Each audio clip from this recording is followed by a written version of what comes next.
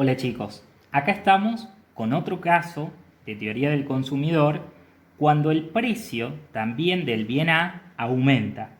Pero en este caso nos vamos a encontrar con otra situación. Observen esto. El equilibrio original, donde la restricción presupuestaria se hacía tangente con la curva de indiferencia alfa, definía al punto 1. ¿Qué sucedió? El cambio en la restricción presupuestaria nos lleva a una restricción presupuestaria que se ubica más abajo, producto del aumento del precio del bien. Y el nuevo equilibrio es el punto 2. ¿Sí? Ahí con claridad ya en este segundo video podemos identificar que la curva precio-consumo une esos dos puntos y otros puntos que se van a producir ante cambios en el precio de A. Ahora, ¿qué es lo que sucede? Cuando nosotros aquí realizamos la compensación, ¿sí?, y le damos ingreso al consumidor para que se ubique sobre la antigua curva de indiferencia, se genera un nuevo punto que es el punto 1 tilde, que es el punto que surge de la compensación. Es decir, es estar con la nueva relación de precios a un ingreso que me permite mantenerme sobre la antigua curva de indiferencia, la cual era preferida por el consumidor porque es una curva de indiferencia que se encuentra arriba de la curva de indiferencia actual. Pero observen esto, cuando yo voy de 1 hasta 1', que es lo que indica solamente el efecto sustitución, lo que identifico es que esta es la dimensión y el sentido del vector del efecto sustitución. ¿Sí? Pero ahora observen esto, cuando nosotros quitamos el efecto de la compensación y nos movemos hacia el punto de equilibrio, lo que vemos es que el equilibrio 2, que es el equilibrio que se produce luego del aumento del precio, nos lleva hasta este nivel o valor, que es el que está ahí.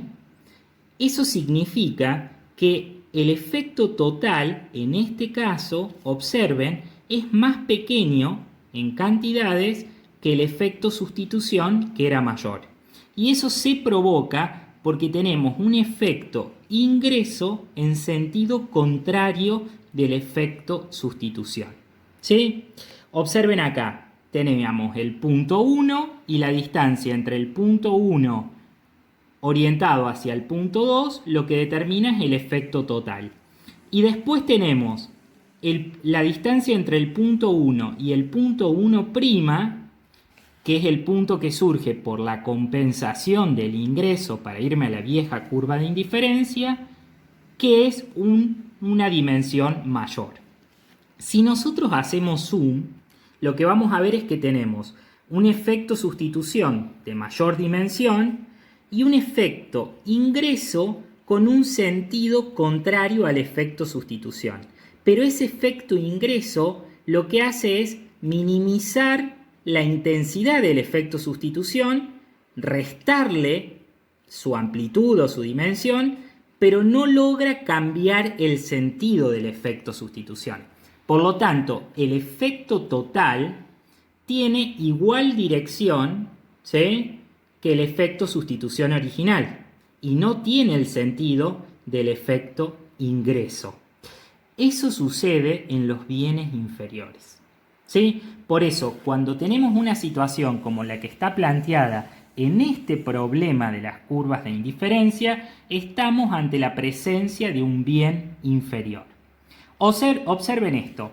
¿Qué puntos son los que yo voy a utilizar para graficar la demanda? Voy a utilizar dos puntos. Voy a utilizar el punto del equilibrio 1 y el punto del equilibrio 2.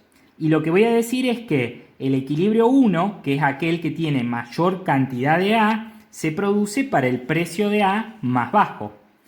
Y que el punto de cantidades de equilibrio para el equilibrio 2, la cantidad de A, se produce para el precio de A mayor.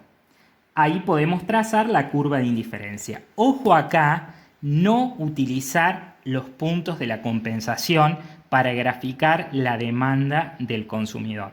La demanda del consumidor o la demanda marshalliana se grafica siempre con los puntos que hacen al efecto total, que son los puntos del equilibrio. ¿Sí? Entonces, ¿qué es lo que sucede aquí? Lo que sucede aquí es que antes, cuando hablábamos de los bienes normales, decíamos que los sentidos van en igual dirección, el sentido es el mismo, y por lo cual se complementan. Acá los efectos van en sentido contrario. ¿Y por qué van en sentido contrario? Observen esto. Cuando el individuo se queda, le aumenta el precio del bien A, se le desplaza su restricción presupuestaria, ¿sí? Y en el caso del bien inferior, el individuo deja de consumir un poco de ese bien, ¿sí? ¿Y por qué deja de consumir un poco de ese bien? Que ese efecto lo recoge el efecto sustitución, por lo mismo que sucedía con el bien normal. ¿Por qué? Por el solo hecho de que el precio aumentó. Y eso hace que lo sustituya por otros bienes, especialmente cuando el precio del otro bien se mantiene constante. Pero ¿qué característica tienen los bienes inferiores? La característica que tienen los bienes inferiores es que cuando el ingreso disminuye, y entonces estamos diciendo en términos coloquiales que el agente económico llamado consumidor se empobrece, tiende a consumir más cantidad de este tipo de bienes, que son los bienes inferiores.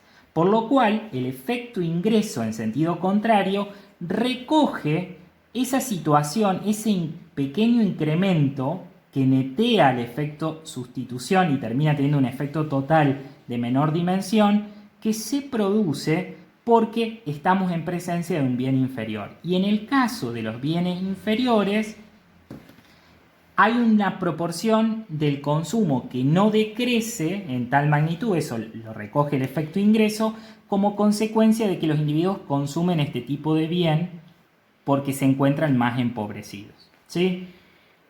Observen esto.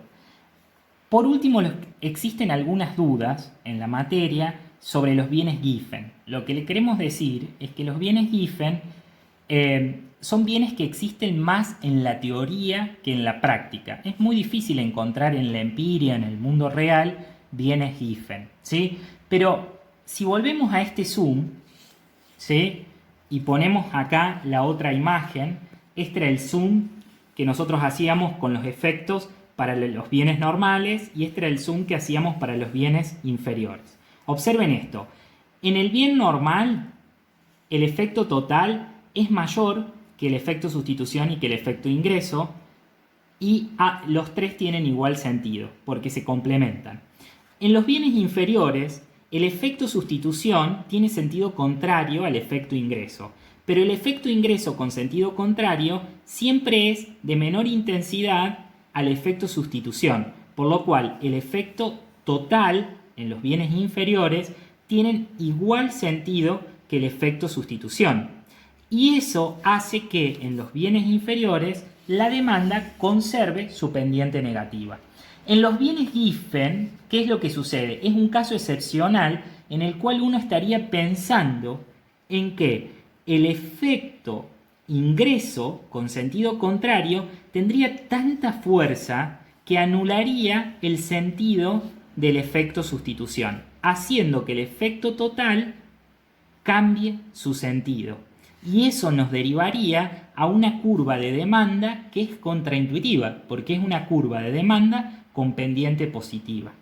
Queremos que se queden con ese sentido conceptual para entender el bien Giffen. De hecho, un economista muy conocido, Samuelson, siempre decía: los bienes Giffen son bienes tan, pero tan inferiores que lo que se produce justamente es que el efecto, el sentido y la fuerza del efecto ingreso dominan y terminan dando vuelta al sentido del efecto sustitución, provocando una curva de demanda con pendiente positiva, algo que en la economía es absolutamente anormal.